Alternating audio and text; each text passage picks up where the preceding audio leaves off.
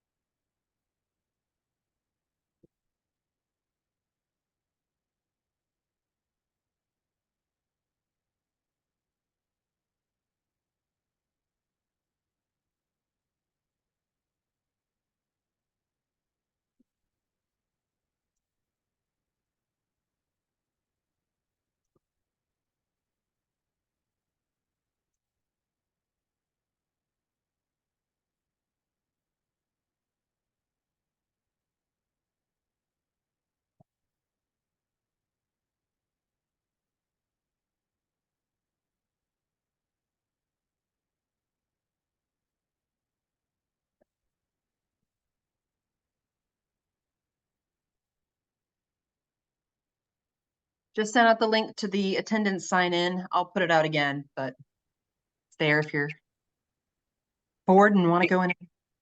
Hey, Liz, will you make sure, Joshua, and I see Joshua's on here.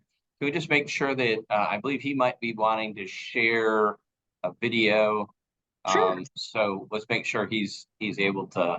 I'm going to make you Hey, Joshua. co-host. Hey, good morning. Do you go by Joshua, Josh? Joshua, but I mean, I'll answer to any of them. And then your last name, how do you pronounce it? Oh, Friesen. Friesen? Okay. Yeah, that's right. Make sure I say it the right way. Well, we're excited to have you here. Yeah, thank you. I just made you a co-host, so you should be able to share anything you would like to. Cool. Do you want me to just share real quick and test the video? Sure. Sure, go. That's still quiet. Sure.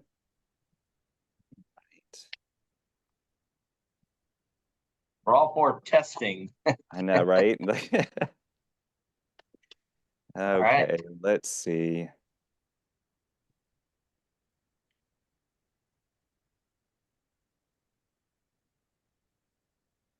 Is that the new logo? It is. I'm just trying to. It's a little. You might want to don't keep it up there too long. You'll spoil your big reveal. Well, I'm trying to make it with the sharing it. It's for some reason it's not how it normally is. Of course, like it's not going to presenter mode.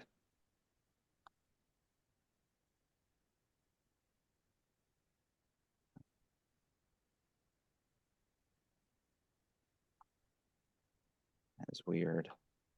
It may be the way that you're sharing it. It may be. Oh, there you go. You're good. Okay, I was going to say, like, sometimes there's a difference between sharing a particular window versus entire screen, I've noticed. Okay. Yeah, I think you have to get to like video things, you have to put it in presentation mode. Okay, well, it looks to be working. Can you hear that? No. You could hear. I didn't hear anything. Oh, that's the other thing. Oh. Could you hear that? Joshua, if you want to show a video and have the audio, make sure when you go to share it, you click that box that says share. Like share, I think it should share something audio or share Zoom audio or something like that. But it's under the share screen. Okay, when I go to share, it's only showing who can share. I know what you're talking about because we tested it.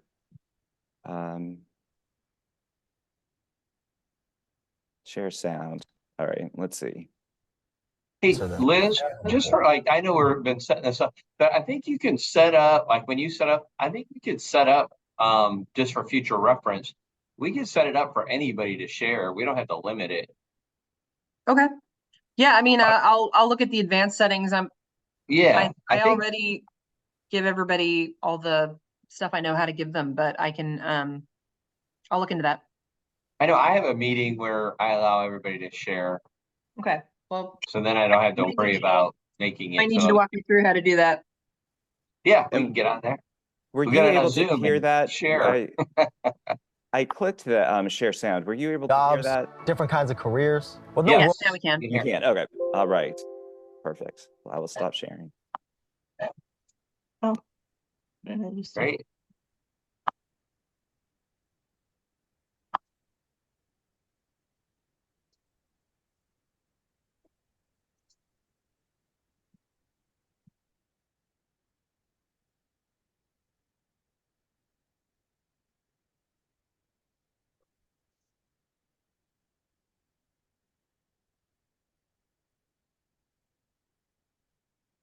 Good morning. Good We may morning, have everyone. good morning. We may have a smaller group than usual today because there is a dean's, I think it was for health sciences. John, do you remember? We got quite a few emails from people saying they wouldn't be Oh, able to yeah. make it today because their dean was holding a divisional meeting. Okay. But we are recording this and the minutes will go out, and any essential information that you want to make sure gets passed along will get passed along. Sounds good.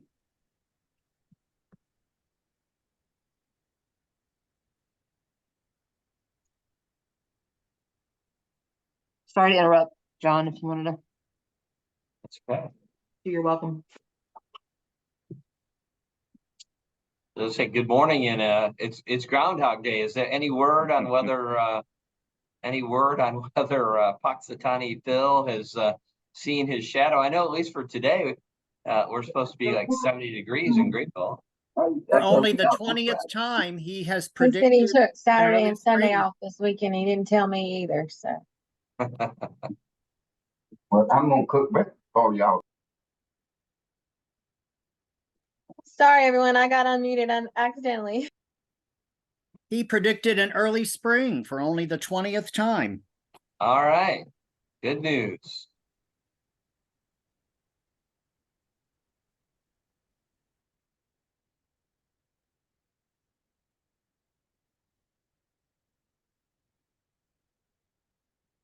After 12 years here and so many semesters of teaching many of the same classes, I definitely get the Groundhog Day feel every once in a while.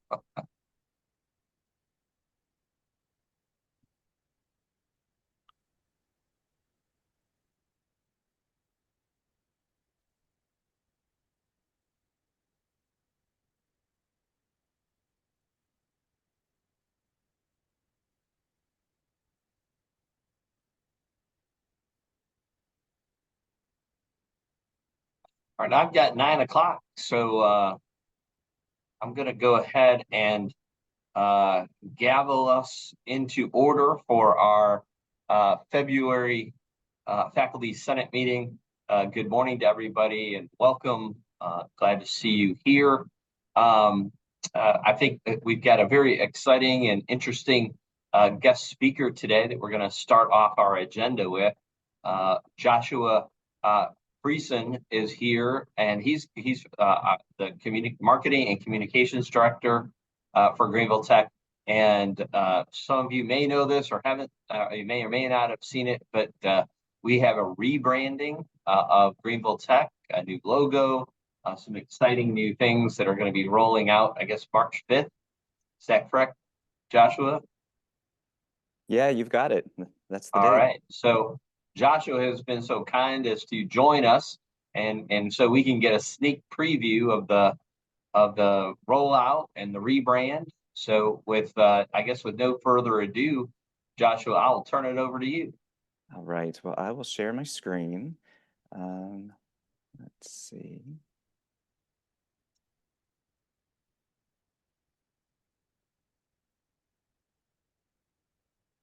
Right. Well, thank you all for giving me a few minutes this morning. And so we're going to talk through, it's an exciting time with the college. We're going through a complete rebrand with the college, which means a brand new logo and colors. And so it is, it's definitely an exciting time. You may have seen it. I know President Miller did do, kind of went over some of this at Success Check. I'm going to go through a presentation that's kind of an abbreviated presentation that we'll be giving on the 6th and the 13th as well via Zoom. So there'll be some more detail there, and I'll kind of address that as we go on. But I'm going to start out with a quick video and then go into basically kind of what the rebrand is, what it'll look like, go over a little bit just high level with some of the brand standards, and then a timeline and some FAQ, because I know there's a lot of questions that come with something like this. So we'll go through the FAQ and then some Q&A after that. So I'm going to start out with a video. The world's changing faster than ever before. New jobs, different kinds of careers, with no room for student debt and no time for courses or degrees that don't get you hired. Isn't it time for a new kind of education? One that gets you from learn to earn. Smart, fast, and affordable. Hey, Greenville Tech students, what works for you? You know, Greenville Tech, it's a lot more affordable than the 4 years, so I'm able to get ahead in my career academically. I absolutely had a leg up being in dual enrollment. I'm young as ever, you know, and I'm already almost done with my associate's degree. It's a smart choice because, I mean, you get that hands-on experience, so you know after you get out of school, you're gonna have a job waiting for you. I'm not fumbling, I'm not stressing. I'm able to perform under the pressure that they expect me to. Greenville Tech has a very good transfer program. They ensure that your credits will go to a 4-year college. So I have 2 kids and they keep me busy during the day, so having the option to take either day or night classes to kind of fluctuate with their schedule has been beneficial for me in the long run. It was not hard at all for me to transition into the job field because every single teacher knew what they were talking about. Every single teacher prepped me to be the best that I could be, you know, going into the job field. It was easy. It was almost seamless. What about you? Greenville Technical College, it's not just an education. It's a working education.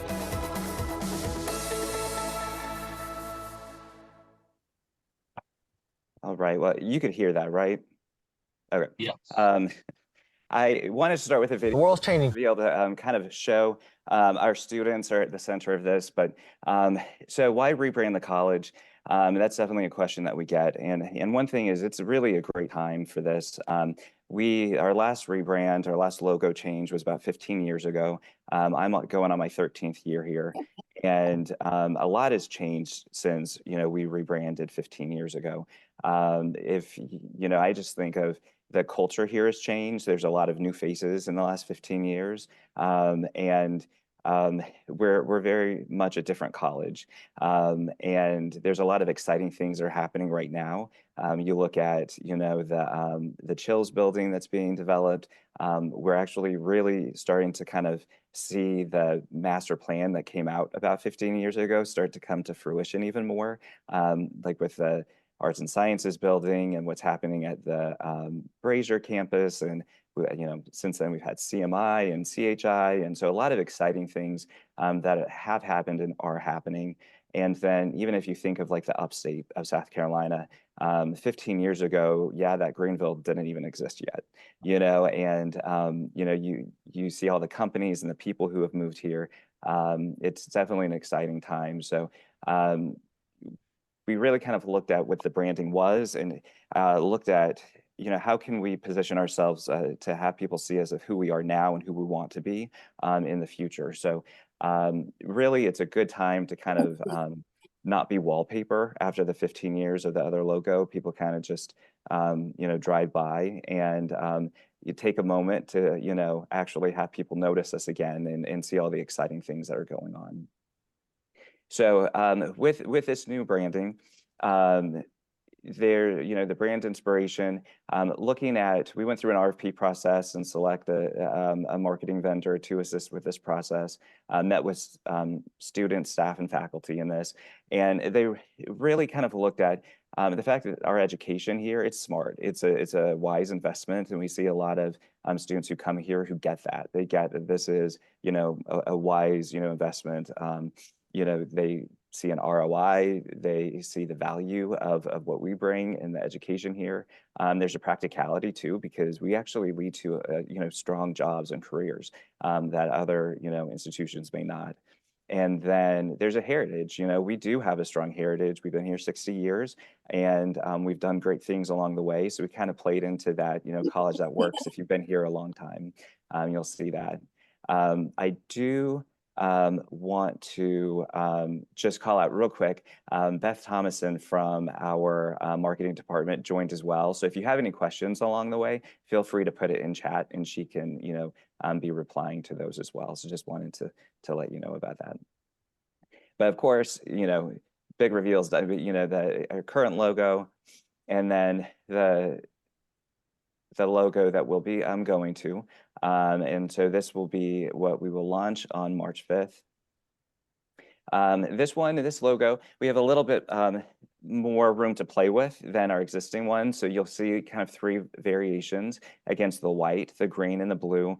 We're kind of using that too, as we look at having different campaigns, being able to leverage different sides. The green against the green can be a little bit more vibrant. So we are using that a little bit more for like the high school and events to be able to kind of have something where you can it will really pop.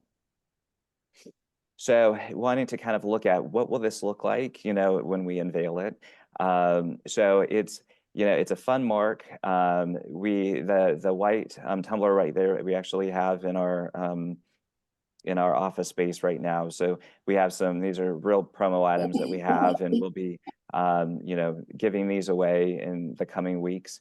But it's a very fun, vibrant, we have those hoodies as well. So if you, you know, come to one of our events, you'll be put into a drawing to win those. Billboard and advertising campaign. We really wanted to look at leveraging with this logo a few value propositions, and we really kind of lean into, you know, it's a working education, and, you know, being able to use that to have our students say what worked for them. You know, is it, you know, the flexibility? Is it the faculty? And, you know, the real hands-on experience, and then kind of challenge that, you know, prospects, you know, what works for you. So, you know, really being able to utilize that platform to look at some of our main value propositions. Again, smart choice, where innovation and education, you can just see that through so many of our programs and what's happening here at the college. That partnership with employers, you know, our jobs, our employers help shape, you know, what we learn and what's in demand, and our students go out and get really, you know, great jobs. There's hands-on experience, and then of course you all, the instructors and faculty. Every time we meet with students, and we met with a ton when we were doing the videos, it always comes back to you all, and that relationship that they have with you, that education that they have with you, and that's usually what keeps them going. So, you know, you definitely are part of that, you know, main message. So one thing we want to do, you know, knowing that this is, you know, this is an investment, we want to make sure that we see something from it as well. And so as we have different campaigns, we are also investing in a main kind of microsite landing page for all of our ads to click over to. So this right here is what the advertising landing page will look like, not the external website that we go to, you know, to look up stuff and go to GTC for me and so forth.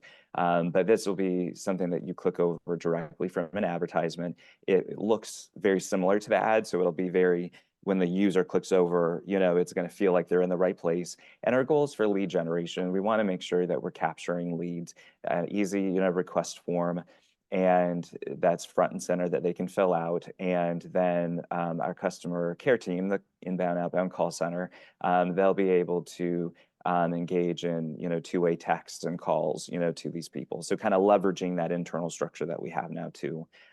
It also sets up when in the next, we're starting to work this month on implementing Reach with Anthology, and we will, this is kind of setting us up for that because that platform will have an inquiry form that then automatically connects to Reach and then, ultimately somewhat to students. So that way we can have very, clean information and reach prospects very well. So just a very clean path for prospect and lead generation, which ultimately, they're students in your seats. So with this campaign, we've got 5 different campaigns. We have the general campaign,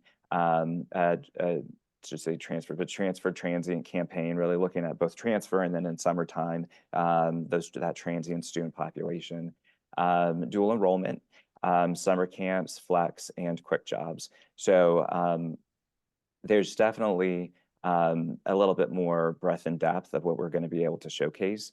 So I think for this one, I'll go into, this is going to be our more transfer type focused spot. And with the campaigns, I'll just go back to that.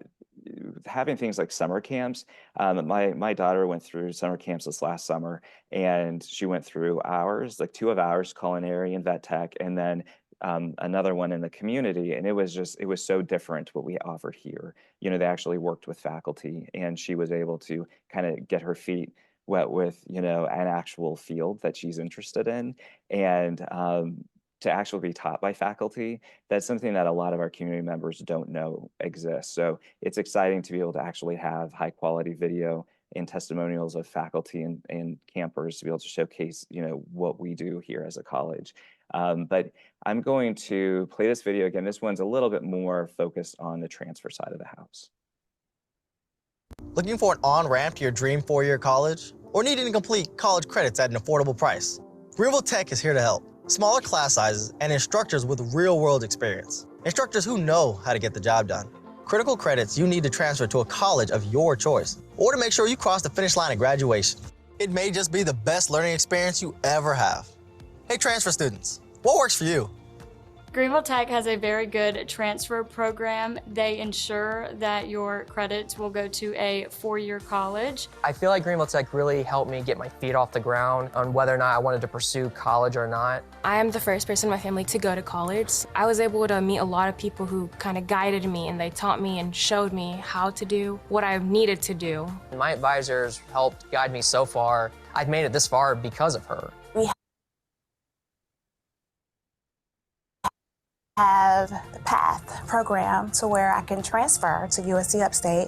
All of my credits transfer, and then I'll be getting my BSN from Upstate. Well, Greenville Tech, it's a lot more affordable than the 4 years, so I'm able to get ahead in my career academically. Being home from the summer, Greenville Tech has allowed me to take classes online or in person, and it has allowed me to get ahead and graduate earlier. I feel like it's a great program. I've really enjoyed my time here, and I do feel very prepared. Even though I'm a brand new nurse, I feel very prepared because of Greenville Tech. What about you? Greenville Technical College, it's not just an education, it's a working education. Looking for. All right, so kind of going in that, now we have this logo and brand, and we're going out with a new campaign. I'm just going to go very high level with brand guidelines. Again, we'll be having some other meetings where Denisha Wilson, our creative director, she'll go into much more detail with this. So if you are somebody who tends to make your own flyers or use their colors and so forth, you'll want to attend that. But our brand guidelines, the week of March 5th, we will update the main college website to have these there, so you'll be able to go and access that. But again, we have brand new colors, so there's no more of the old grain and that purple. Those won't exist in our current branding, and we'll have these available to you as well in different formats, so you can go back and leverage these colors.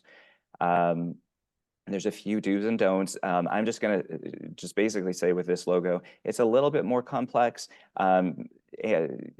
with different ways of working with it. But there's definitely a lot of ways we've seen in the past of, kind of the blurry behind it. Some people like doing that. And so we just kind of ask to use it as it is, and not take parts of the logo and use it differently. And if you need a file format, we will update our portal page and we'll have the different file formats. But like you can see where there's a white background, but it's on a color, background, we can give you the correct logo so that, that doesn't have to happen. So these are the different logo formats. So for things like schools and programs, this will be the format. So we're working through all those. So a lot of you all have programmatic logos that you use. And so we'll have a suite of those, and those will live on the portal page. There'll be a folder for everyone that has a logo, and then your logo, and if you have any other collateral, will be inside that folder on the portal page. But one nice thing is with this, we like if you have like with a program, especially with the horizontal, it has a little bit more visibility than some of the other than our existing one. So, and just kind of FYI, the foundation, they are going to be in the same branding as the college. So starting next month, you'll start to see them migrate over to this branding as well. So FAQs, again, there may be a lot of questions with this. When can I begin using the new logo? So again, March 5th, we ask everyone to withhold using it until then. That's when we're going to do a press release, some things with President Miller, and try to make kind of a big deal about it. So ideally, we kind of keep it under wraps until then. If you need it for something before because you're printing something, we have accommodated that as long as it's held until that week of March 5th. What do I do with items featuring the old logo? So there's kind of two different pieces with that. If you have printed collateral that you need to go through, you can definitely go through it. This isn't going to be everything's thrown out on March 5th. If you have recruiting collateral and you're going to represent us in the community, then we do ask that you use things with the new branding, so we're all uniform externally. And so each school, starting the week of March 5th, we're going to give each dean a tablecloth and a pull-up banner with the new branding. So if you need something, you're going to go out to a school or whatnot, they'll have access to that. You can always get something from us as well in the marketing department. And then just initially kicking off for the week of March 5th, we'll have kind of a high level marketing print piece that you can have. And as the weeks follow, we're working through all of the individual programmatic branded pieces. But to start out with March 5th, you'll have everything you need to represent the college and the community. And then if you do have existing pull-up banners for your programs or print pieces, we have record of that. And so Denisha's going through in the next 2 months and she's updating all those. So as she updates those and we get them printed, we'll reach out to you. And we would like to do a one-to-one swap. So if you have an old tablecloth, turn it back in and then we'll give you the new one. We just want to try to get some of those things, definitely take them out so we don't see the old ones again, hopefully. But we definitely have record. We'll get you what you currently have replaced with a new logo. Can I still use elements of the old logo after the launch? So we definitely encourage just move right over to the new logo, just for consistency with the brand. And then signage, a lot of people have semi-permanent signage outside of their office. Maybe the UT has a lot that it hangs from the ceiling. The facilities is aware of that and they're working through updating signage. One thing I'll note, and again with timing of the rebrand, they're working on a major project with redoing the wayfinding signage on the Barton campus. You may notice when you're driving through with all the signage that has directional, building numbers and everything, it's pretty ratty. So we've kind of tied it together so that way when they have that done this calendar year, it'll all be in the new branding. So it's kind of, it also is a good time because that's a major investment that will be able to be done right from the beginning with the new branding. So that's exciting. Will there be a new gvltc.edu website, so an external website? The answer is it's not going to be new. So if you, from a navigation perspective and location perspective, wherever you go currently to find something, it's in the same place. We are refreshing it with the new branding. So on the afternoon of March 4th, it'll look like what's on your screen right now. It'll have the new logo, colors, a few other little visual changes. But again, if wherever you've gone for something, it'll be in the same place. So, just use it status quo. Can I order a new name badge? Yes. So kind of complimentary on the college, there is a form on, we have a portal page that you can access in highlights every week. And on there, there's a link to order a new badge. So you just put in your information and then HR is going to do a big batch order of all the new name tags. So please definitely go in and do that. And these are what they'll look like. Business cards, there's a link on the portal page as well to order new business cards. And they're going to, you can submit all of that and then toward, I think, the end of the month, they'll start printing them. And again, those shouldn't be charged to you as well. And then Chief Brooks is working through the new ID badge with your picture on it. And when we have more information about when to go get those, we'll keep you posted. But I think they have to order them this month and it takes a little while. So that'll probably be more in the March timeframe. But definitely go fill out those name badges and business cards if you use them. So then how can I access marketing materials with a new logo? So again, the week of March 5th, maybe go toward the end of that week, the portal page with marketing, the marketing portal page, we're going to update that. So we'll have PowerPoint templates, flyer templates, kind of the basic logos on there. And then in the kind of coming days after that, all of the subfolders will be populating those. So again, if you have a programmatic logo, they'll be in there. You can go right there and get them. And then if there's any other collateral that you have in there, we've got record of it and we'll be putting it in. We do ask if you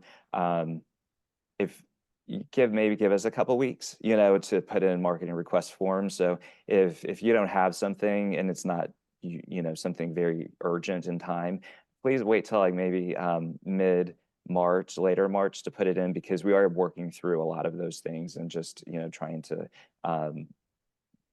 get them all out, but there's a lot to work through. So just be a little patient with us, but we will get you all that stuff. And let's see. And again, just a reminder, we're going to do one-to-one. So if you have something, we'll just switch it out. But definitely go through. If you have paper, flyers or whatnot, feel free to go through those. So rollout schedule. We're all the way in that February, March. So we're doing some employee engagement, trying to, answer questions. And then in March 5th, we'll be doing the rollout. And then it's kind of a ... after that last arrow, because it's going to be a process. March 5th is when, we go out, web changes, the marketing changes. But then, there will be a series of time that we'll be working against, changing things out, including, signage and so forth. So next week on the 6th, we'll be doing a virtual info session. So if you have, colleagues or whatnot that are interested with this, please refer them. An email went out yesterday via GTC announcements with links to these. It'll be, this portion of the presentation, and then Denise will go more into the brand guidelines. So if you know of people who this would be interested, please encourage them to attend. It'll be a webinar. So the 6th and the 13th, and we'll be doing some drawings and stuff to, make it a little fun. And then we'll do campus roadshows. So these ones are just fun. We'll be going to all the different campuses, do kind of a pop-up with the branding. You can ask us questions. We'll have some cards if you, want access to resources. And then we'll have swag and giveaways. So if you are in some snacks and I think logo cookies and stuff. So if you're at these, campuses, please drop by, come and see us, and definitely let us know if you have questions or anything like that as well. I'm going to show one more video and then I am done. So this one, we haven't had a lot to go through with dual enrollment. It's just that another component of the college, the depth and breadth that we offer. So, all of these videos, we have 15, 30, and 90-second, options, so we can use them in different ways.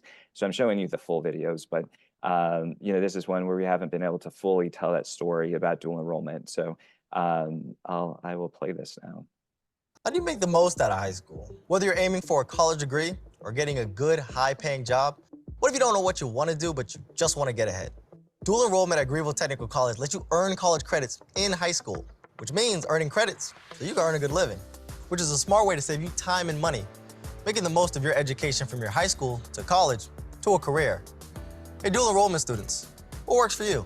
When you do dual enrollment, you get the college experience really early. It helps you really see the scope of how college works from a starting point in your high school years. It's really formative and it prepares you. I would get my master's in 4 years and I would just be able to complete college earlier. It's been cool being able to experience the workforce in the classroom while I was in high school, so then I could figure out what I was good at and practice what I was good at. It's really great to have small class sizes because you just get more time with your professor and more one-on-one help. I absolutely had a leg up being in dual enrollment. I'm young as ever, and I'm already almost done with my associate's degree. Not only are you able to figure out what you're good at and then practice what you're good at, it also just eliminates the questions of what college should I go to, what should I study in college, when you're also doing that in high school, when you're trying to figure everything out. What about you? Greenville Technical College, it's not just an education, it's a working education. Right. And yeah, one exciting thing with that is, dual enrollment, it's grown a lot, but it's also changed in the last, few years where it was, used to just be charter schools, 4-year bound arts and sciences, and it's much more diverse than that now and much more accessible to a lot more of our students, especially with it being not being tuition and fees for students with Greenville County Public Schools. So exciting to kind of be able to show that a little bit more. And also hopefully as that gets out, more students, from an equity perspective, will be able to see that, it could be a match for them as well and be accessible to them. How do you make them? All right, so that concludes the presentation. There's a QR code that I think you could use if you want to go to that rebrand page with all the information on there. Again, it's linked in highlights each week. And if you visit us at the pop-up sessions on the different campuses, we'll have access to that information as well. So if you have any questions, I'm glad to answer them, but thank you for your time. Yeah, do we have questions for Joshua? Anybody? It looks great, and it definitely seems to fit with, I know, being in a program like paralegal, that sort of connection, education to work is just exactly what the message we send. So nice. Good. Right.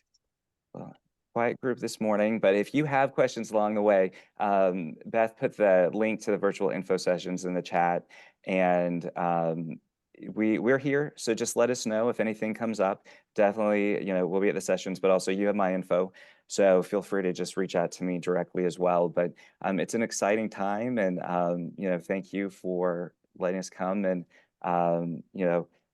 meet with you today. And yeah, so Tim asked, what if we have work shirts with the logo? I mean, you can definitely continue to wear those. We know that's an investment. It's, those logoed items aren't cheap. You can definitely continue to wear them, and hopefully, in the coming months, you'll have, you'll want to wear the new one as well, or have access to that. So, but yeah, definitely, feel free to continue, wearing those logoed items. Departments, we are, if there's department shirts, I know some areas have,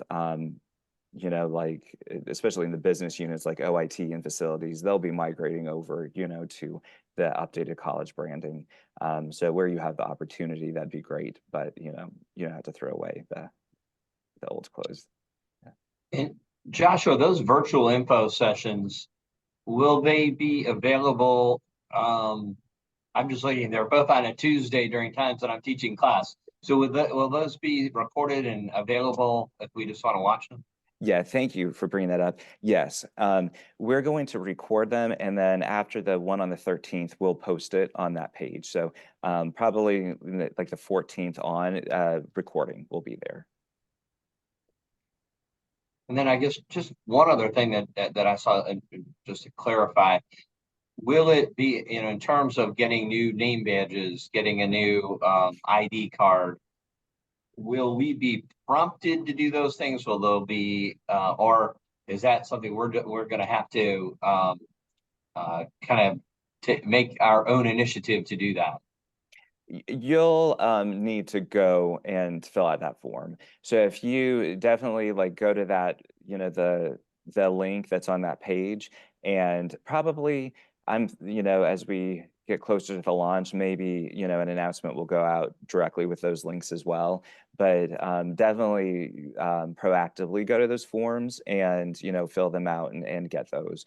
The cost is covered. So there won't be a cost with that, but you will have to go because especially with like name badges and so forth, making sure like your information's correct and your title's correct and everything. So they want you to go in and fill those out. So it is it's on there how you want it to be. I would, if I could be so bold as to make a suggestion, I would definitely send out an email to people prompting them to do that, because there's so many things going on that, and we just had this. I mean, I'm sure probably most of us got a prompt to update our information for our emails and so forth through Outlook. So I think that's probably would be a very good thing, because I could see that falling through the cracks with some folks. Yeah, definitely. Well, that's a good idea. We'll do that in the next week or two. Get that with those links directly. So make it easy for people. Yeah, don't trust us. Yeah. Hey, I'm the same way. I did the verification because that email came. Yeah. Anybody else have questions for Joshua? It is a quiet group this morning. Yeah. All right. Well, Joshua, we really do appreciate your time and sharing the rebrand. It's very exciting. I think that it'll be nice to see all those materials get out there and advance our enrollment and our reach to the community. So thanks. Well, thank you. Appreciate it. All right. So next up on our agenda are examples of service excellence. Is there anybody that would like to recognize somebody this month for service excellence? And I see Chris Satterfield's hand is up. So Chris. Yes, I have two that have been very helpful for me kind of at the start of the semester here. Chad Waters and Amy Byerly, both in financial aid, have been very helpful for me. Okay, Chad Waters, and who was the other? Amy Byerly, B-Y-R-L-E-Y. And from financial aid? Great. Yes, both of them. Thank you. All right, thanks so much. Anybody else like to recognize somebody? Oh, Catherine, yeah. We, as part of this safety committee, we've worked a little bit with Jackie DiMaggio, VP of Business and Finance, and also Chief Terrence Brooks, who was extremely helpful earlier this month to some things that we're working on. So great, thank you. Anyone else like to recognize somebody? Yeah, Philip. I like to recognize Anna Scott for the impromptu work she's had to do for the upcoming transitions for the transitional studies, which included having to correct something for my department for upcoming APR year. Very good. All right. Thanks, Philip. Anyone else? Yeah, I don't know if y'all know Melissa Dukes over in the Blackboard, but I tell you that she is an asset to the school. All right. Very good. And just say her name again, Tim. Melissa Dukes. She's helping us with all this accessibility stuff on Blackboard, and she is phenomenal.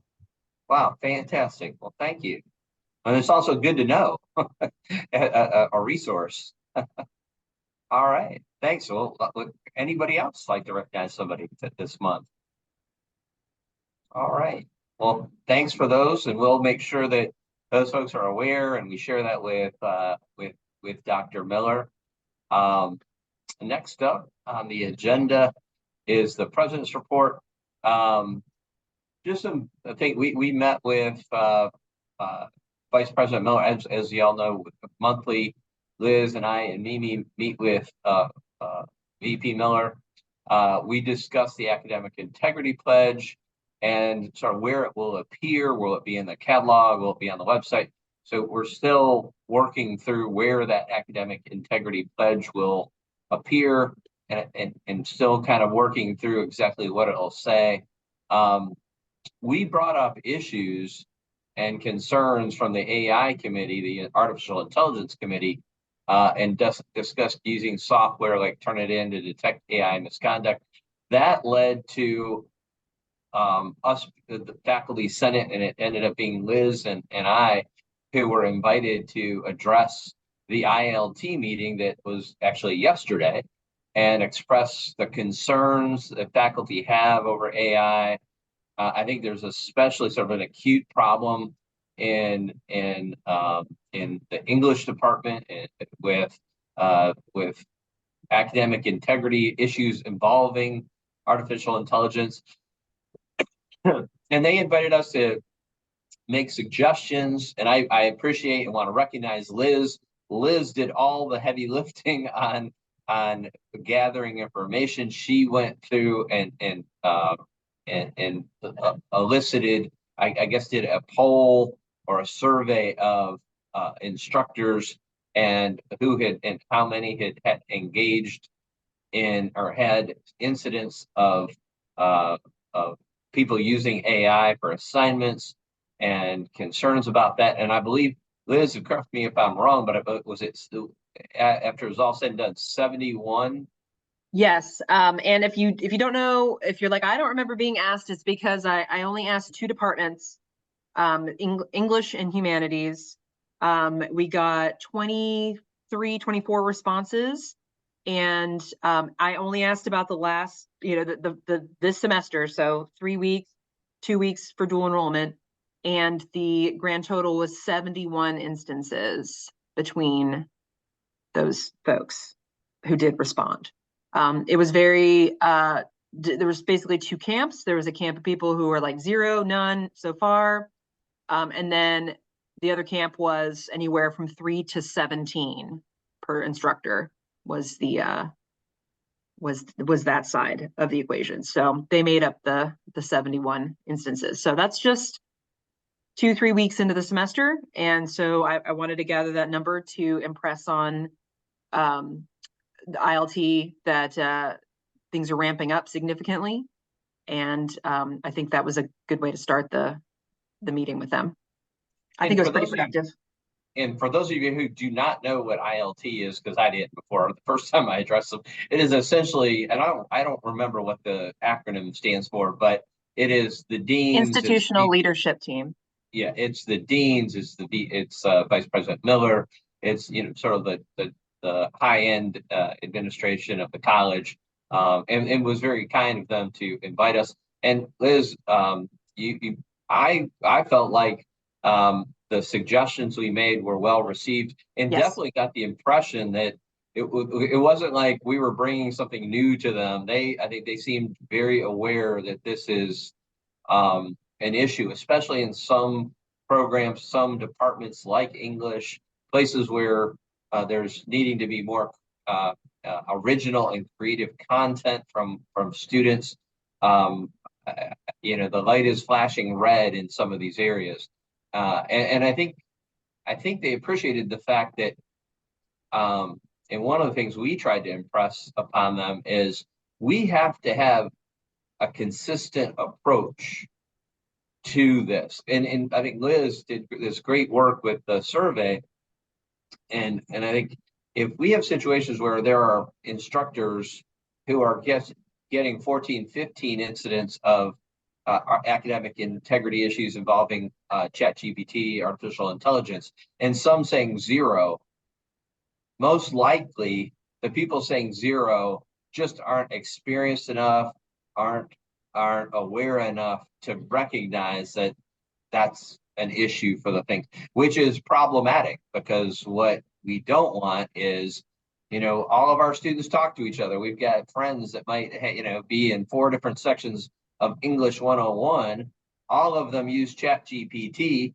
2 of them get away with it with, nobody detecting it. 1, maybe it's detected and they get some, slap on the wrist, and another one gets in real trouble, gets an academic integrity referral, we can't have, and I think this is what we tried to impress upon the ILT group, is we cannot have that. I mean, we've got to have some consistency. One thing, and Liz, I think I took from our discussion, I think that they're going to get Turnitin. I don't know if we have So yeah, I was gonna save this for the AI subcommittee report since Mimi's not here. For those of you who are on that subcommittee, you will receive or have received an invitation to a webinar next week, Thursday, I believe, that is going to be about Turnitin and piloting Turnitin. So they did say it was state. What do they say? It was Turnitin is. They have there's a state contract with Turnitin. Yes.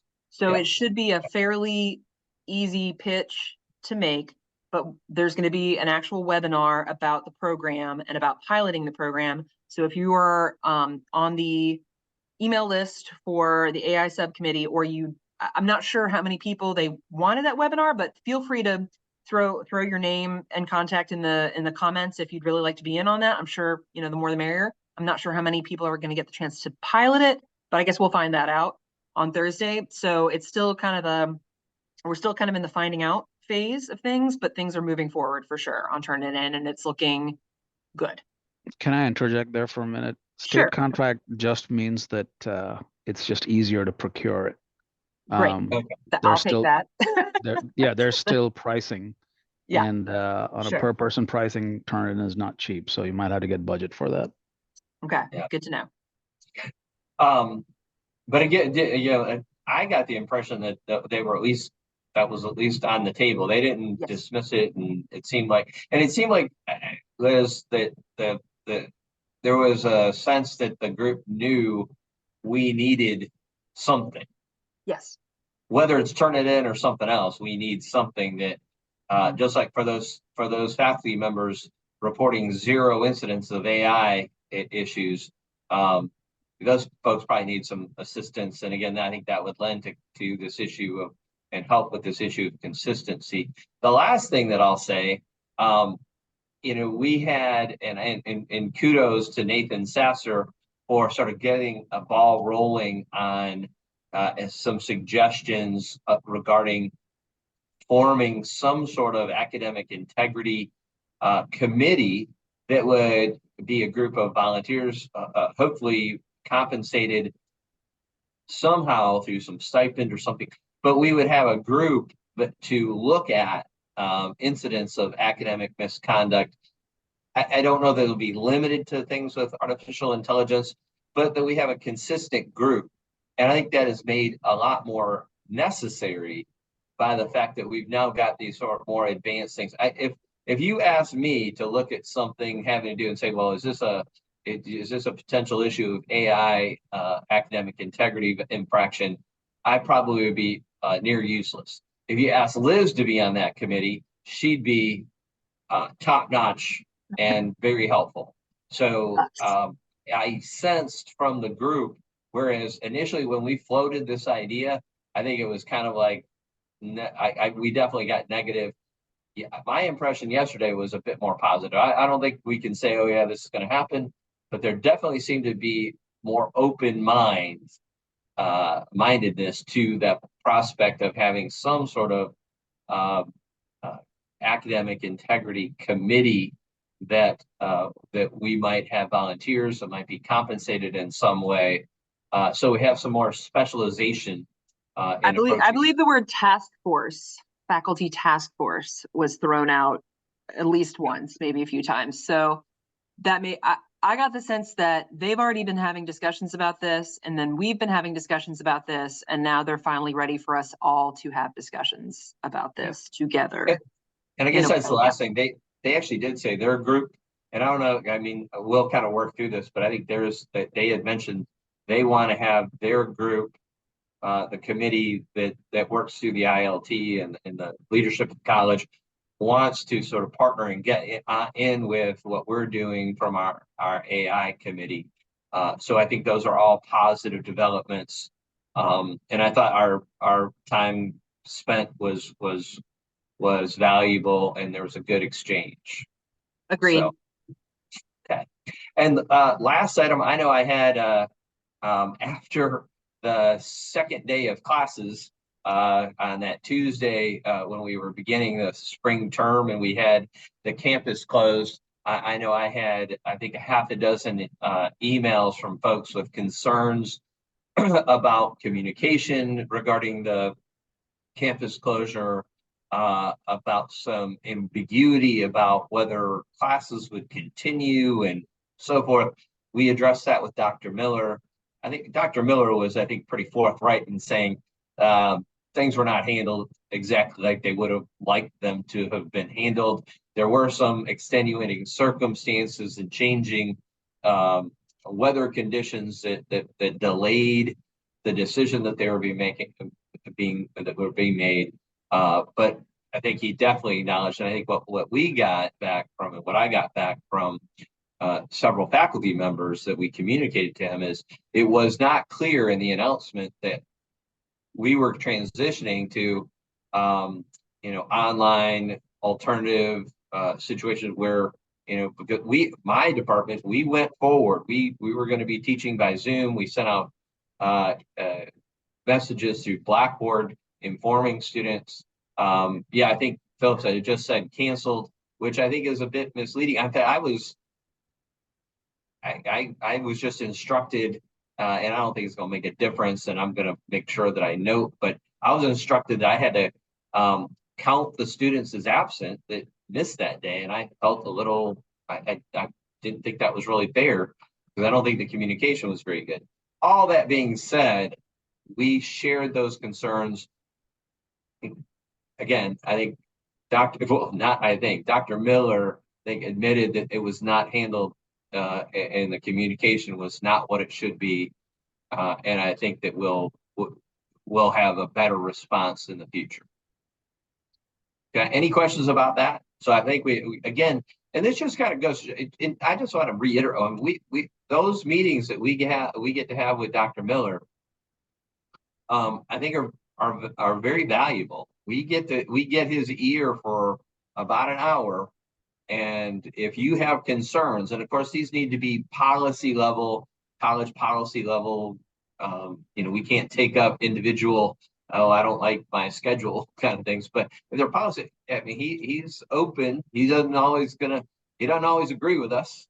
He's not always going to be on board with it, but at least we get an opportunity to share them and have an exchange about them. So our next meeting with him is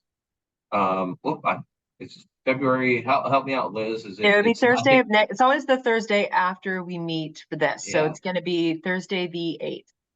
Okay, so next week. So if anybody has any concerns, things that they would like us to address, this is sort of your chance to share those concerns with us, and we can bring it up with Dr. Miller. Any questions about the president's report or anything that I know we've sort of had a lot there? Okay. All right. Next up on the agenda are the committee reports. And I guess first off, the AI academic misconduct. What and Liz, are you gonna I know you already shared a little bit, but well, it's really Mimi's subcommittee, but she's not here. She is in Quebec City in the snow. So she did not communicate anything with me that she wanted to impart. I know there's members of the committee here. If there's anything that I know we just talked about everything covered in the ILT meeting. But if there's anything I'm leaving out, please jump in. Otherwise, we'll consider it covered. Tammy, do you remember anything that we don't have any new business. Okay. It sounds like we have a lot to discuss at our next meeting, and especially after we attend the Turnitin webinar. So again, keep your eye out for that invite for those of you who are on that subcommittee. I received the invite this morning, so it's already out. Fantastic. So we should have quite a lot to share at the next Senate meeting. Very good. Next up, adjunct support. No updates as of yet. We hope to have much more at the next meeting. And I did see, I think I saw there's been an exchange there with between Dr. Miller. So I think that's sort of been included. And I appreciate, and it sounds like there's been a nice back of, kind of exchange and some suggestions and so forth. So we'll look forward to hearing more about that next time. Perfect. Safety committee. Hey, sorry, trying to start my video. The safety committee actually met a few weeks ago, and we talked mainly about forming our purpose and goals, kind of shaping that. And I had sent that document to Liz, but just to summarize kind of what we came up with, that the purpose of the safety committee is going to be communication, which basically means communicating to the faculty senate what issues are going on. Information, again, providing information to faculty and staff to make sure we're staying on top of things, and just, having that information available to everybody, and collaboration to make sure that we were working with the administration and our safety officials to ensure everyone's safety of the staff and faculty and students. And then our goals are to identify different hazards, to keep that communication line open, make sure that we're reporting any incidents that happen so that everyone, again, is aware. One thing that was brought up during our meeting is some concerns that the satellite campuses sometimes feel like that those aren't safe, mainly because of the lack of just pure numbers of people. Some of the satellite campuses are a little bit smaller, and just making sure that they're feeling safe. And then making sure that we are building what we're calling safety awareness among everybody at the college. So those were kind of our purposes and goals. And then I did reach out to Jackie DiMaggio and Chief Terrence Brooks, like I said, to kind of get some updates about the projects going on around the campus. They have started installing the wiring for cameras around, particularly the Barton campus right now, but I think that's going to be at our satellite campuses as well. And then also they have started finally the process of transitioning the doors to the key cards. It is going to take probably over a year to get that all complete, because it's really the scope of everything, and a lot of the buildings are older and that sort of thing. So trying to just be patient, but it is happening. So it just might take a little bit longer. It was held up originally just because of getting the supplies that they needed. Supply chain issues. So that is where we are with that. Well, Catherine, that's great. And I'll tell you, just the idea of being updated, I think the faculty senate, I think faculty in general, just, that keeping that line of communication open so we know when things are happening. I know we've had a couple of presentations where we had the big picture of what's coming, but is that coming in 2 years? Is it coming next month? But I really appreciate the work of your committee. Thank you. Well, we have good people, so I'm glad. Thanks. All right. Next up, course inclusivity and accessibility. Hey, sorry, I just had to unmute. Okay, so we had a meeting on Monday of this week, and we have a few things that we covered. One thing that we would like to do is sort of adjacent to what the safety committee is looking at with safety concerns. We're looking at with accessibility concerns for the campus. So they have suspended tours of the new building for potentially several months. Also, we have members of our subcommittee, in Dana, who it wouldn't be safe for them right now to take a tour because of wheelchair accessibility and things like that. So our alternative for that, our accommodation that we're offering ourselves for that, is that we are going to try to get with Chris Morton, the campus developer, to come to one of our meetings and present some plans to us, some specs to us, focused on accessibility, and ask him questions about things like door access, bathroom access. And then we are certainly looking for other topics of inquiry when we have his ear. So if there's anything that you'd like to ask about, obviously elevators, things like that, feel free to stick them in the chat right now or send me an email, liz.wilfong@gbltec.edu, and I'll make sure that we ask. And if it's extensive enough of a presentation that we feel like it's something that the entire Senate should hear about, we'll ask him to come to that. But otherwise, we will get the gist of it for you and report back.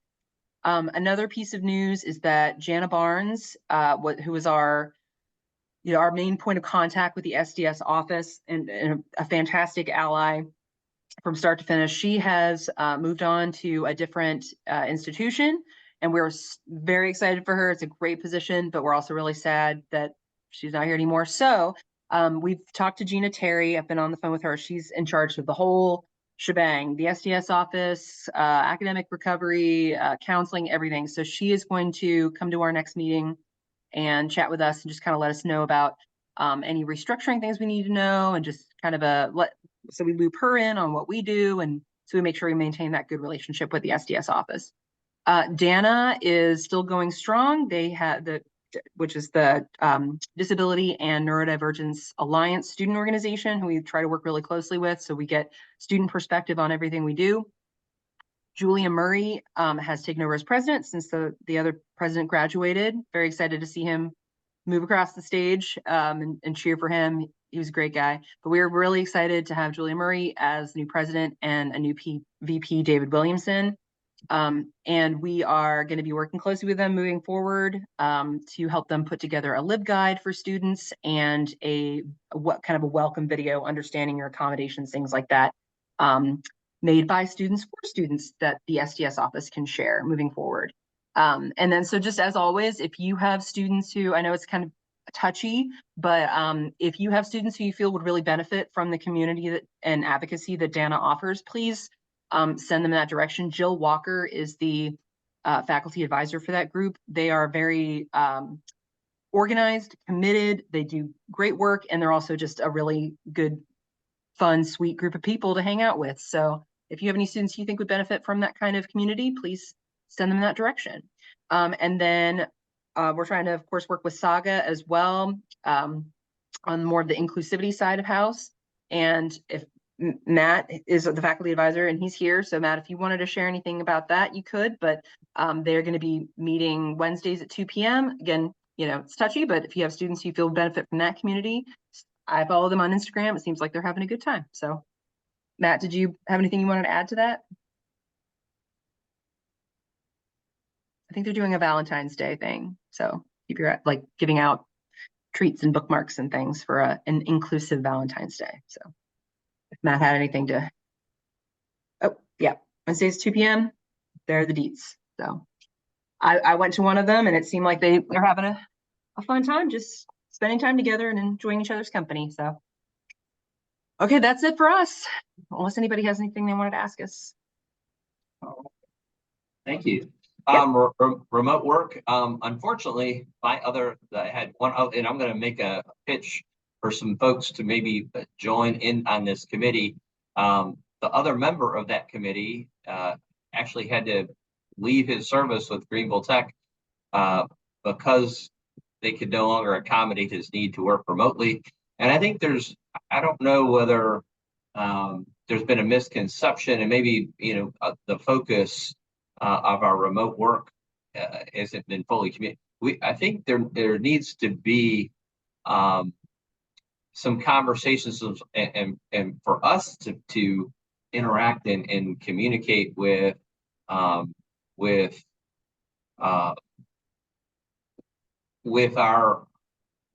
college in terms of human resources, with regard to what qualifies, who can work remotely, how long can they work remotely. If you have a disability of some sort, I don't I don't believe there is sufficient transparency as it relates to who qualifies, who doesn't qualify. I know that is certainly, I can't seem to get any clear, because I mean, there are ADA concerns, there's other concerns. So that's one aspect of this, in addition to the idea that we might want some more flexibility. But I think there's also part of that committee, similar to kind of that accessibility committee that is dealing with, how do we make sure that we're including students who may have challenges? How are we making sure that if we have a faculty member who either on a temporary or permanent basis has a disability that keeps them from coming to campus, what are their options? And I'm not sure that it is entirely clear. I know there's some guidelines, and I definitely know there are state guidelines, but how they're being interpreted and so forth, I'd like to have that fleshed out a little bit more.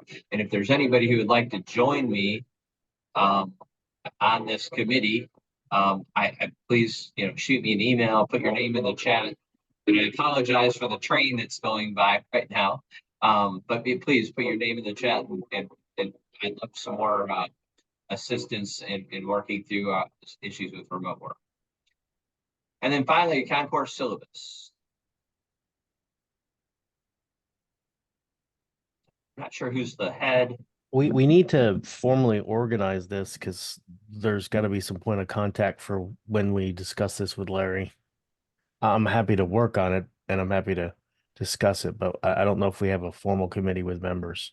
I believe it was just Mimi and I, and that was informal.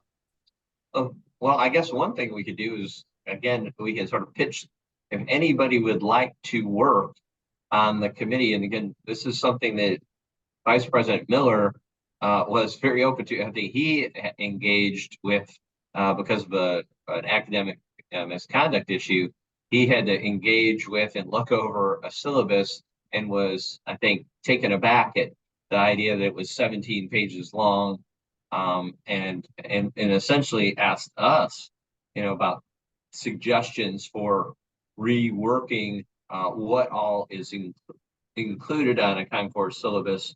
So if there's anybody interested in having input into how we should be doing concourse syllabus, what should be included, again, either shoot me an email, shoot Liz an email, or put your name in the chat. We'll add you to the group with Philip and Mimi.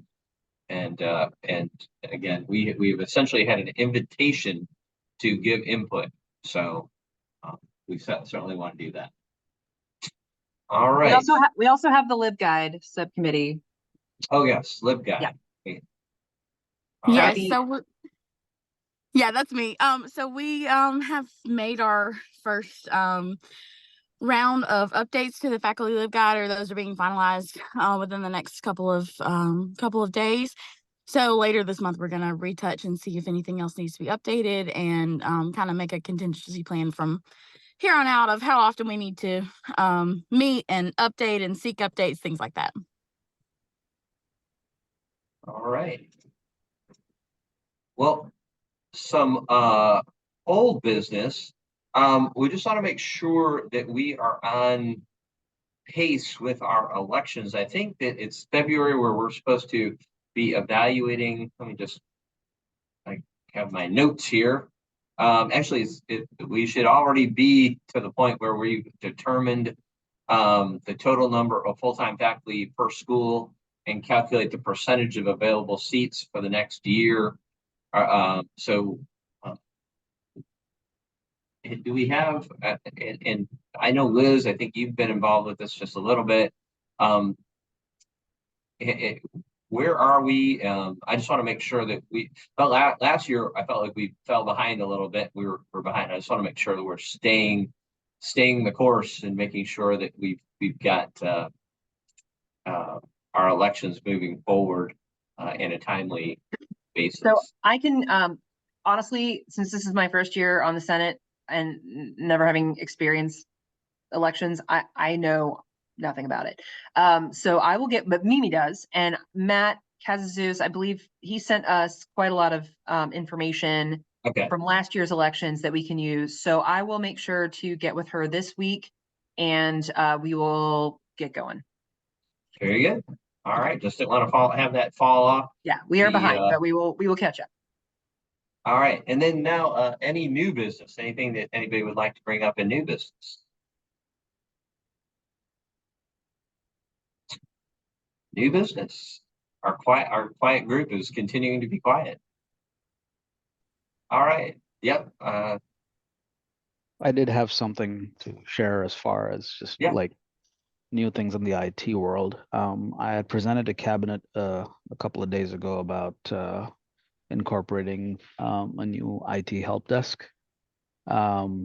This will be something that both faculty, staff, and students, when I say both, I mean, I guess all faculty, staff, and students can use as a IT resource. Currently, as it stands, like the only kind of form of a help desk at the college is the customer care team, and it's really unfair on us to expect them to do IT help desk work. So that's something that we will be working on in the coming months and the year. And it really helps us because when we are trying to roll out new like initiatives, projects, and software, man, all of us in the IT unit have to be hands on deck to help support during that time. And when we were rolling out multi-factor authentication this last couple of months, I barely got much sleep because we were pretty much on deck the whole time. And we can't do that all the time and do our regular jobs. And so an IT help desk kind of is necessary. So that's something that we'll go on to do. Another unit that we talked about, and this is very much more smaller, but the scope is interesting, is a unit that does IT training, specifically for software that we have here at the college that folks want to use but have no idea how to actually get to use it. CPE does a great job with a lot of our other kinds of tools at the college, but it seems like there's a need specifically for technology tools, and so that's another one we'll be looking at. And then the last one we wanted to do was, this is more related to cybersecurity, a security operations center. This would basically create a smaller unit composed of IT security folks that are constantly looking at all the output from all of our IT tools, kind of making sure that there are no threat actors at work at the college. So it's a little bit more of a nuanced take on just monitoring. All of these units, one of the things that I proposed in those presentations was the presence of more students, not just as kind of labor, but also as a way for them to fulfill parts of their academic coursework. And Phil and I have been chatting about this a little bit, and we hope to kind of make this a little bit more concrete, that we incorporate students a lot more into those units. I'm open for any questions now or via email, as it were. Any questions for George? All right. Well, thanks, George, for that bit of update. Anybody else have any new business that they'd like to discuss? John, Right. it's Amber. How are you? Yes, good. Thanks, Amber. I don't know if you read my comment in the chat. I had gotten a lot of feedback. You talked about that day that the college closed last minute because of the weather. Yes. There was a lot of unhappy students and faculty, especially in nursing, because a lot of us go to clinicals, between 5:30 and 6 in the morning, and we didn't get that notification until I think about it was at 6:30. And students were already on the road. Faculty was on the road. They just expressed major concern about that day. So I don't know who we should talk to about maybe looking at that. And Amber, just to clarify, one of the things we discussed with Dr. Miller is they did not meet the guideline that they set for themselves of making decisions by 6 a.m. And he acknowledged that there were some reasons that might not have happened, but I think those concerns were heard. It wasn't just you and your students. So that was I think they were there was a lot of criticism for the late notification, and it didn't meet the guidelines that they set for themselves. And he acknowledged that, knows that. I think we'll see. Hopefully we won't see that again in the future. We'll have decisions. And really, in all honesty, Professor VP Miller, one of the things, that was the first week of classes. And I think what he said is they were really trying to hold on because they didn't want to cancel one of the first days of the semester. I think if this would have happened, this week, there would have been no question. There might have been a decision made the night before. So I think there were some unique circumstances, but they heard us. Just so the message was sent, and that was part of what was discussed. Was we didn't get the notification by 6 a.m. and that there was people on the road and already coming in and so forth. So thank you. Thank you. Philip, yes. I have some new old business. Yes. So we're going into week 5, and parking is still a problem. And I know Chief Brooks lost an officer who had passed away, but I'm not seeing enforcement in the lots, which is a cascading problem. And I'm also seeing there's just not enough parking, even for the regular volume now, from everyone parking all along the edges of the roads everywhere, which is creating a larger safety issue. I don't know how we approach this because every time we do, it basically is a non-starter, but it's consistent. I expect the first few weeks to be that way, but we're a third in and we're still having the exact same problems. Well, I think we can certainly address, and we can bring up. We've brought up parking and availability of parking many times. I think at this point, whether we like it or not, that situation sort of is what it is. But the one thing that I don't think that we have addressed is, and I think it is something fair to address, is if there are issues of enforcement. I think that is a concern that we certainly can bring. I think it's an enforcement issue because I see the same thing still happening. And I remember in the fall, they had someone patrolling every morning as a presence to make sure people were parking in the appropriate slots. It's just not there. And then, but beyond the appropriate slots, the overflow all along the sides is its own issue altogether. So I don't know if they don't have a plan for the volume. And this is all on the 103, 104 side because it's all transfer students and all students in our building as well. I mean, I know the other side of campus has parking. The problem is the connector between that side and our side is all blocked off because of construction. So it's either you walk along Pleasantburg for a half a mile or you park illegally. So they really need to figure out. I know the new stuff is opening up this coming fall. They may just want to just run with it until it's done. We still haven't been told about the other lot on the other side next to 103 near the Pleasantburg line. But there's not enough parking to accommodate the buildings that have all the classes right now. Yeah. Even if I would also say that the flow of traffic in the parking lots is dangerous. Everybody's going in different directions. There's no clear demarcation of which direction people are supposed to be driving. And so I don't think I've ever been able to get out of that lot without encountering somebody coming from the opposite direction in a very tight space, people having to back out. If there was an emergency situation, we would be absolutely SOL. I mean, I just feel like some arrows or even just some communication about which direction people need to park on the sides and which direction we need to be moving throughout the parking lot would be a huge help, because I don't know if y'all have experienced this, but it's bedlam in that parking lot. Yeah. Well, and I definitely think those are some concerns that are different and unique. Some direction, some enforcement, safety concerns with the flow of traffic in and out. I think those are things we've not addressed before. But I think whether it's Jackie DiMaggio, whether it is Chief Brooks, whether it is Vice President Miller, essentially, I think we have a finite number of parking spots, and that's not unique to Greenville Technical College. I remember when I was in law school at South Carolina, I used to go every day at 7 o'clock in the morning because at University of South Carolina, they referred to a parking permit as a hunting license because it was so difficult to find parking. And I don't know that we're gonna, again, we may be but quite honestly, we would be beating a dead horse to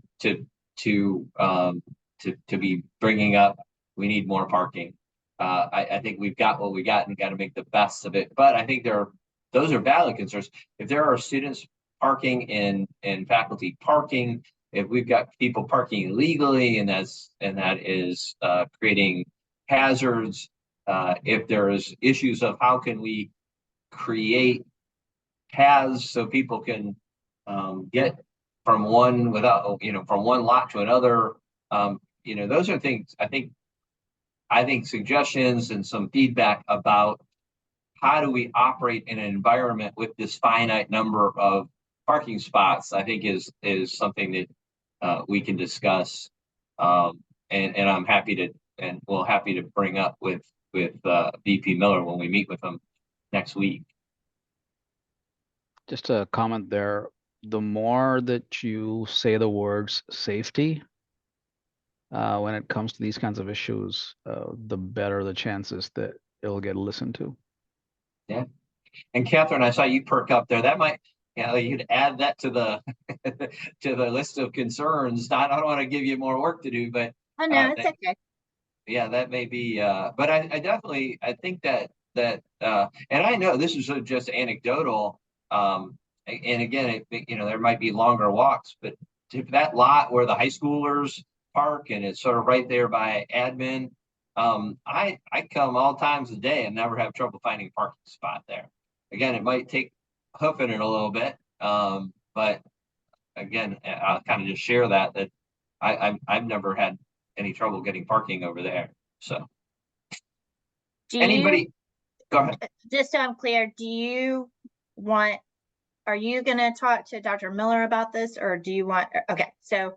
No, yeah, we'll talk to Dr. Miller, but maybe you could just sort of like pencil that in as in terms of safety, like do we need direction markers? Do we need different things to make sure the flow of traffic in the parking lots is organized and safe, and it's not just a free for all. And that might goes beyond the scope of what I think we can bring the topic up that's an issue, and maybe what we'll say is, maybe we can make some suggestions. If y'all seemed like you have opened a dialogue with Chief Brooks, that's great. And they might have some ideas as well about how to do that. So, yep, Phil. Well, I think potentially part of the issue is the students don't know where the overflow parking is. That information is not disseminated to them about the lot behind the charter high school, because the flow really does pull them into those two main lots, because that's the only true entrance on our side now that has parking. So a lot of times, left or right, that's all they see. So it could be just communication to the students to go, hey, there is an additional parking lot behind the charter building. I think at some point it's just a lack of knowing where the parking is, and faculty and staff know where the parking is. Students don't. And you're right. I think the signage is huge about having that help, but there's so many. If you come in that Ferris entrance, there is literally like 5 roads that you have to turn down, and most of them funnel into 103 and 104 parking. They don't realize where to go. That's a good point. And that, again, is not a point that, where we're complaining there's not enough parking spots, and it's not an issue that we've addressed before. But I think that's very valid. And I think it's a good point, Philip, that, and I think Coleman also brought, had that in the chat. That's certainly something that we can bring up, that, how can we communicate to students more effectively? How can we get better signage up on campus directing people, and especially students, to where there is parking? But yeah, they're parking all along the edge roads that go to the parking, and that's where I think overflow would help, and that might alleviate a lot of the safety issues, because then you're talking about very narrow ways to funnel through all the traffic that normally has those side roadways to actually go to the parking spots. Yeah, I think those are some really good suggestions, because maybe the problem isn't so much we don't have enough parking spots. We just haven't communicated. We have not effectively put up signage. And those are certainly new things that I think feel very comfortable bringing up. But I don't know that we're going to just be able to magically make any more parking spots. So yes, so safety, enforcement, communication, those will all be on our agenda of things to talk as it relates to parking issues on campus, and we'll bring that up in our meeting next week. All right. Anybody else with new business? Oh, that's good. That's helpful. Thank you. Anybody else? All right. Well, if there's no other new business, I will call our February meeting to a close. I appreciate everybody's attendance and the good work. I mean, it sounds like there's some really good work going on by our committees. And, you know, if you ever wonder every once in a while, is this time and effort worth it? Which I think sometimes it, you know, in lots of things in our lives, we wonder that. But I see it. We are certainly influencing many issues and policies on the campus through the work of our committees. And again, I will give credit to VP Miller and the leadership of the college. They've been very open, but they don't always give us the answer that that we want to hear. But they've been very open to suggestions. They've been very open to dialogue, and we appreciate that. So again, thanks for all of your hard work. And I hope you have a good Groundhog Day. I don't know. I think that was before we actually formally called the meeting to order, but apparently Puxatawny Phil has he saw his shadow, whatever it is, that it's 6 more or 6. We're going to have a shorter winter and a quicker spring. That was the verdict from Puxatawny Phil. So an early spring, we got to be happy about that. And I think we're going to see that at least a little bit today. So enjoy your day, and we'll see you next month. Thank you. You still need to sign in. I just put up the link again. All right. Well, we'll leave the meeting open for a minute so people can sign in.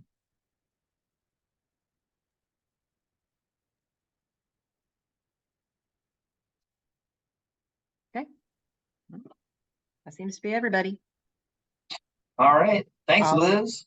Thank you. I'll see you next week at the Dr. Miller meeting. It's good to see you in person yesterday. So it was good. It was a good meeting. All right, and you really did. I mean, I'll say it again. You really did a good job with your presentation. Well, thank you. Very concise and got right to the point. And I think I